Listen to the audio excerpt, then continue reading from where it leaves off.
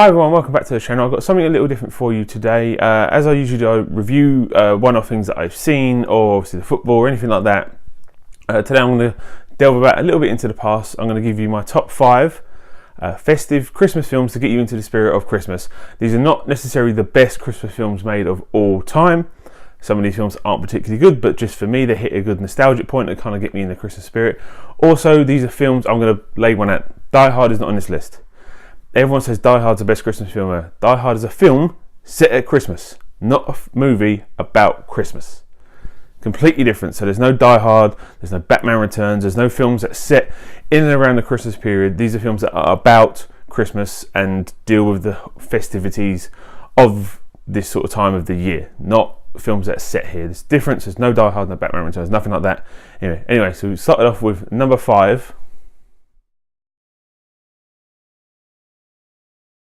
So number 5 on the list is Jingle All the Way, which is the Arnold Schwarzenegger film that came out around the early 90s. I'm not quite sure. I saw this film when I was quite young and I was in love with it. I loved it. Kind of mixes in the whole superhero thing, which was kind of just starting to build. I think Blade wasn't too far around this sort of time period. And it's not a great film. I wouldn't say this is one of the best. As I said in my intro, these are not movies that are particularly great. They just hit a nice nostalgic feel, and this one does. It's got some quotable lines from Arnie. I'm not good at the accent, but yeah, Sinbad's in it. He's not the best, but it's kind of funny. There's a funny incident with a bomb at a radio station, which is quite funny. At the end, when Arnie gets into the Turbo Man suit and flies around, it gets a little ridiculous, but it's a cheesy late 90s Christmas film. What do you expect? Jake Lloyd's in it, who goes on to play Anakin Skywalker in the Star Wars prequel series, or just in Phantom Menace, which unfortunately he kind of had a downturn in his career after that, because that movie for him didn't do very well. Yeah, it's a good fun little film just to throw on of a Sunday afternoon or midweek evening if you're just thinking, I just want to get in the festive spirit. Jingle All the Way. It's something that I watched when I was younger and it kind of really hit me. So I do recommend you give it a watch. Like I say, it's not a great film. Anyway, moving on to number 4.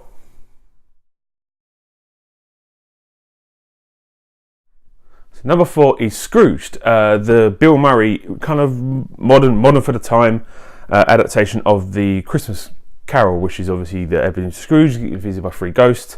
A little bit different because Scrooge, instead of being his sort of old-timey bank merchant, he's a corporate businessman. He kind of makes a lot of money and kind of screws a lot of people over due to just him not really caring. And it's all a bit different because the ghost that guides him through it is a taxi driver rather than kind of just being this spirit. And it's quite funny and it's a nice little adaptation. Bill Murray's great as ever. He's dastardly when he's at the start of the film when he's being the evil Ebenezer Scrooge, and then he kind of turns good towards the end. You all know the story. I'm not spoiling anything, but again, it's a nice film. It's definitely better than Jingle All the Way. It's a good film actually to watch rather than just being a sort of nostalgic film that's not particularly great. But I'll definitely give this one a recommendation. That's my number 4. So moving on to number 3. Number 3 is A Miracle on 34th Street. I will admit I've only ever seen the remake of this. I've never seen the original, but the remake still has that really good Christmas feel and charm to it. It's one my mum's always really liked, and she always said, if you want to ever believe in Father Christmas, watch this film. And it does give you that. Richard Attenborough plays Santa in this, who's obviously David Attenborough's brother, probably best known from Jurassic Park, and he plays really convincing. He's so charming and so just like, if you really thought that Santa was a real person, this is how I would imagine he would be. And it's kind of a funny take on the kind of the sort of laws and stuff, that they're not saying Santa is real. All they're saying is this guy could, if it was Santa, this guy could be it. And it's not so much the physical embodiment of Santa, it's the feeling and the metaphorical presence of Santa, and it's really, really good. It does give you that really sort of Christmas feel. Again, it is cheesy in some points. There's the bad guys that are trying to take this Santa down are a bit kind of cliche. The girl in it is from Matilda, which is you probably recognise, and she was in Mrs. Doubtfire as well. She's good in it. It's a good. Again, these sort of films, they're not brilliant, but this does really kind of hit those sort of Christmas marks. This is one I'll probably watch nearer Christmas time, sort of Christmas Eve, maybe even Christmas Day is a good one to watch. It's a great little story and it kind of really gives you that Christmas vibe, so I definitely recommend it. So on to number 2 now.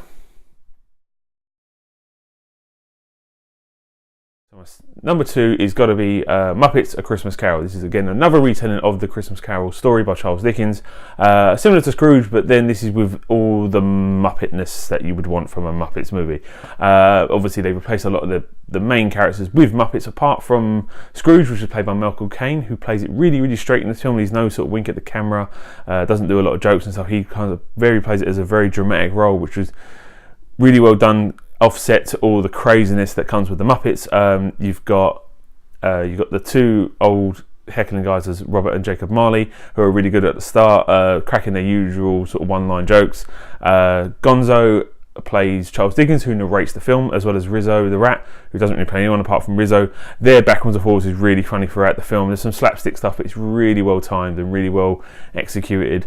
Kermit takes a bit of a back seat in this one. He does play Bob Cratchit, but he's not in the film a lot. He's kind of only towards the sort of back sort of second act, sort of start of the third act of the film.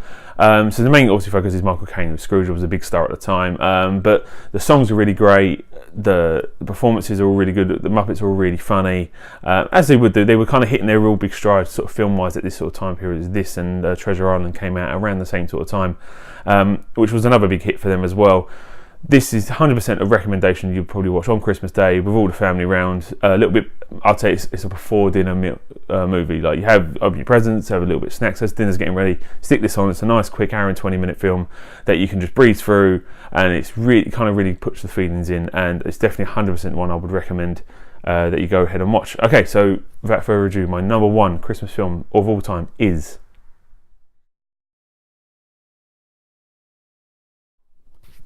Home Alone. How could it not be? This is, for me, the classic Christmas film. I know a lot of people are going to scream why Elf wasn't in this. I will admit I'm not a big lover of Elf. It's okay. It's just never really grabbed me. Will Ferrell I do like in other films, but in Elf it's just a bit too much for me. But Home Alone is by far my favourite Christmas film of all time. Bar none. I remember seeing it very, very young in the cinema and just falling in love with it. Trying to think of kind of recreate some of Kevin McAllister's traps. Obviously, of course I can't, because people would actually be dead. But kind of take that aside, the whole story is just really, really good. It kind of plays in that boy's dream, or any child's dream when they're younger. What if all their parents, they had the whole house to themselves and could do whatever they wanted?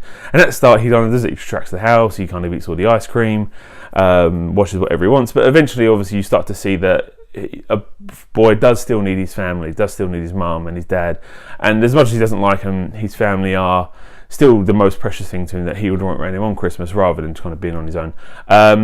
So obviously Macaulay Culkin famously played Kevin McAllister, his big breakthrough role. Obviously he did go down a bit of a downward spiral after this sort of the kid movies ran out for him. He seems to be back on track now, which is quite good. Joe Pesci plays one of the Wet Bandits. He is hilariously funny in this because he's so used to seeing Joe Pesci in these big gangster films like Goodfellas and Casino and things like that, where he's swearing, he's cursing, he's this real sort of horrible character. And this is obviously still a bad guy in this, but he can't swear because it's a family film. And there's points you can kind of see that he wanted to swear, or where you would usually associate him from saying, kind of just make some frazzle noises, and it's hilariously funny. The other Wet Bandit, I can't remember the actor. He's really funny. He's more the slapstick one. He kind of gets hit in the face. He treads on a nail, and it's just their reactions to the stuff at the traps. It's just great. And then the story with the old man and the shovel, which is really nice. It's really touching at the very end when he kind of reunites with his family, and it's a really nice moment at the end. And it's just a really, really good feeling Christmas film. I've watched it every year since I probably first saw it at the cinema. After dinner we all sit down, we'll watch Home Alone, which is just a nice little thing for Christmas Day. It does hit all those nostalgia feels. As I said earlier, a lot of these Christmas films are nostalgic, not the modern day ones. Elf may be the big one, but I'm not a fan of that. But yeah, Home Alone is 100% number one, my most Christmassy of Christmas films that I would recommend you guys to watch on Christmas Day. If you have any others, let me know. If you change any in my list, if you have any others that you find that hit your nostalgia level, even if they don't have to be particularly good, just something that you like to watch in and around Christmas Day. Anyway, thanks very much for watching. I'll catch you next time. Bye.